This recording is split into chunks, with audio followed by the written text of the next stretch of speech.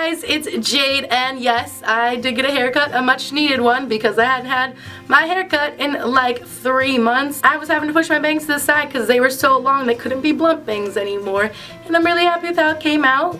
I haven't had it straight in forever, so it's definitely a different look. But enough about my hair, let's get into the video. So today I thought I would talk about my favorite contemporary books. Since it is still February, and February just makes me think of contemporary and romance novels, I thought I would share with you guys my top 10 favorite contemporary books. I also have been reading a lot of them over the past like 2 years, because whenever I'm in a reading slump, contemporary books are pretty easy to fall into, and they're also just some of my favorite books. They're ones that I reread a lot. A lot of these I've reread tons and tons of times, just because you want those good feelings sometimes. So I love these books, and I know I still need to mention what my favorite all-time books are, but today I'm going to be talking about my top 10 favorite contemporary novels. And these books really aren't in any specific order. I love these books all. Some I love more than others, but I'm not really going to order them because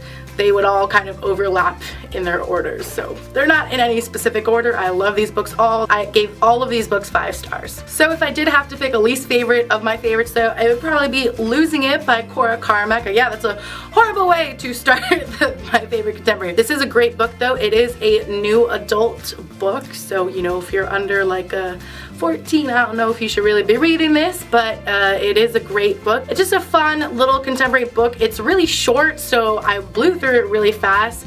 It's very fluffy, so it's not like, any like groundbreaking stuff happens here. It's just this cute story about this guy and this girl who had an awkward first happening and are now trying to kind of figure out where they stand with each other and if they can kind of start something or not, because, well, he's her teacher and that's kind of awkward. And it was just a really fun book. I haven't read the sequels to it, which aren't focused on these two. It's focused on some of the other characters in the book, but I'd like to because I did really enjoy this book. Next on my list of favorite contemporary reads is To All the Boys I've Loved Before by Jenny Han. Yes, I know there is a sequel, P.S. I Still Love You, but I didn't like that book as much as I like this one. I think I gave that one 4 stars or 4.5, and this one got 5 stars. This book was just freaking phenomenal, and I would highly recommend reading this book if you haven't already, though I'm sure most of you guys probably already had. And there actually is a third one that's going to be coming out later this year. I thought it was just a duology. Actually, at first I thought it was just one book. It was a duology, now it's a trilogy, so I'm curious to see how it ends. But yeah, the first book is still my favorite. Next on my list is a book I read just last year, so not that long ago, but it's easily become one of my new favorites, and that's Me Before You by Jojo Moyes. I read this last May or June because I went to read it before I saw the movie. Then I saw the movie, and the movie was great, and so was the book. This book just tugs at your heartstrings. It's a really beautiful book. It's really well written. Louisa and Will's relationship is great. Like, the arc it goes through over the story, it feels like very real. Like, if someone was actually in this situation, it feels like how it would actually go down. And there's like a very serious topic talked about in this book that I think needs to be talked about more. It's a very powerful book. It definitely reminds me of The Fault in Our Stars a bit, with like a sickly relationship sort of. So if you have read The Fault in Our Stars, I would definitely recommend checking this out. It's just a really great book. And speaking of The Fault in Our Stars, it's on this list as well. I love The Fault in Our Stars. This is definitely one of my all-time favorite contemporary books, and just one of my all-time favorite books ever. This book is amazing. I read it like a year after it came out, I think, but before the movie came out. This book is so well written, so beautiful, and so sad. Oh my god, I bawled my eyes out for like the last 50 pages of this book. It was so heartbreaking. It wasn't something I was expecting, and it was just, I couldn't deal with it. I could not deal with my life after reading this book. So as long as you guys are prepared to cry and sob your eyes out in this book, I would highly recommend reading this book if you haven't already, which is maybe like 2 of you guys. I'm counting these 2 books as one since they're technically part of the same series, and that is Anna and the French Kiss. And Isla and the Happily Ever After by Stephanie Perkins. Lola isn't part of this because while I did love Lola, I didn't love it as much as these two. This whole series kind of connects through characters in like one book and then they get focused on in the next book. So Anna and the French Kiss is the first book in the series. It's a really fun book, and also like look at this cover. This cover is just gorgeous. And then we have Isla and the Happily Ever After, which is the third book, and this is probably my favorite out of the three.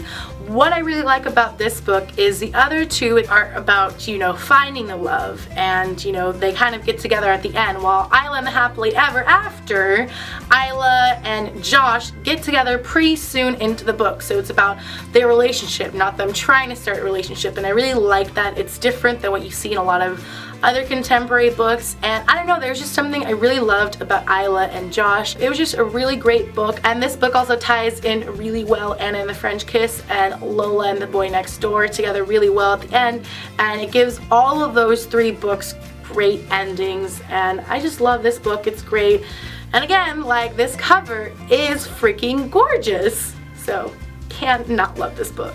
Next, I have Winger by Andrew Smith. To be honest, I read this book quite a while ago, so I don't really remember it a whole lot. I just remember how amazing this book was. It's really, really well written. It's also really funny. Andrew Smith is so great about writing really funny books that people can relate to. Like, I related so hard to this book, and also something really cool about this book is that Ryan is like a comic artist, so there's actually little comic strips in it, which I thought were really cool. I just feel like this is a really great coming of age story that almost anyone can relate to. It's super well written. It's really funny. While there's a lot of hard things that happen in this book, it's really funny, and Ryan Dean is such a great narrator of how he looks at the world. It's hilarious, but it's also heartbreaking at the same time. It's just a great book, so if you haven't read it, definitely make sure you read Winger. Now, these next books are probably the ones that I would consider my favorites of my favorites, so the next ones going forward were like my top of my top contemporary reads. And one of those is the If I Stay duology, which is If I Stay and Where She Went by Gail Forman. Again, I'm putting these books as one since they are series, and there's not a whole lot of contemporary series, though there's a lot on this list. I can't really like put them one to the other. They're so connected. They have to be together. Me and Adam's relationship is so great, and that's why this is one of my favorite duologies and why it's one of my favorite contemporary books. So while this book is focusing on Mia and the horrible things she went through, it's also focusing on the whole relationship with Mia and Adam and what they all went through. And this is just a beautiful book. Cried in this book too. Really, really great. And then Where She Went is even better. I like Where She Went better. While I love If I Stay, Where She Went is, in my opinion, better. Where She Went is actually told from Adam's perspective, and it's set 3 years later, and it's just a really great book about kind of what tragedy does to someone and what it does to relationships. It's a great conclusion to If I Stay, because if it just ended there, it would have been great, but this gives you even more, and it just made it a perfect duology. While the If I Stay duology is one of my favorites and I love it so much, I love even more the Just One Day duology, also by Gail Forman, which is Just One Day and Just One Year. While If I Stay is great, this, I don't know, there's something about this book, this series, that I loved even more. Like, Gail Forman is just amazing. If you guys haven't read any of her books, you need to, because they're all freaking fantastic. And just this whole great adventure that happens in this, and the story about Allison and Willem. I don't think this book would have been my favorite if there wasn't the second book in the duology, which is Just One Year, which is told from Willem's perspective, because Just One Day happens over the course of a year, so you're seeing what happened from his perspective. This book kind of fills in the gaps that you wanted to know about in Just One Day. It's a gorgeous, gorgeous story, and if you read this duology, though, you have to download the ebook, The Just One Night, because it fills in what happens at the end of this book, because trust me, you're gonna want more. This is absolutely one of my favorite contemporary books, and this is definitely my favorite contemporary series. I've had to pick a contemporary series.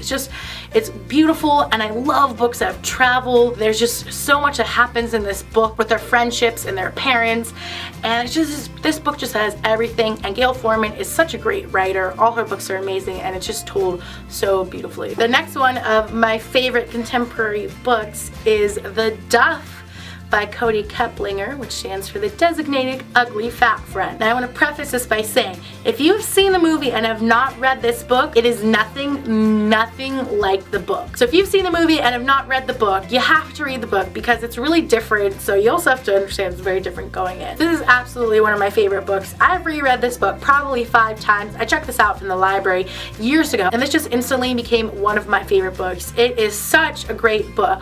While you might think from the title and the movie that it's a very light book, it actually goes through a lot of things. This is just a really great book. A lot of things happen in this book. It also takes sex very real, because in a lot of young adult books, like, the characters don't sleep together, and that's so unrealistic. It's just casually sleeping together with someone when you're not in a serious relationship, and I don't really see that happening in any like young adult contemporary books. And then also the character Bianca, I related to so much, and she was a great protagonist and a great narrator, and I absolutely love Bianca and Wesley's relationship. I feel like it's a very real relationship. This is such a good contemporary book for teenagers, and one of the reasons why I think it's so great is because Cody Keplinger was a teenager when she wrote this. She was like 16 or 18 years old, so she knew what was going, what happened with actual teenagers in their lives. So that's why I feel like this book comes across so real, and the writing is great.